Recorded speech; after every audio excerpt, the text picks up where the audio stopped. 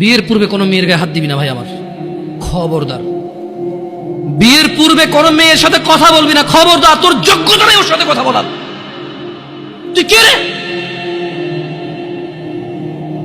বামন হয়ে চাঁদের দিকে হাত বাড়াবি না।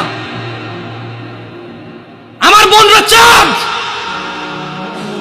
ওয়াল্লাহি যেদিন ইসলামী শাসন আসবে, যেদিন ইমাম মেহেদী আসবে, যেদিন ঈসা আলাইহিস সালাম আবার আসবে, ওনার বন্ধের উপর যারা হাত দেবে উনি হাত কেটে ফেলবে। তুই বামন হয়ে চাঁদের দিকে হাত বাড়াইস না। আমার বোনরা চাঁদ।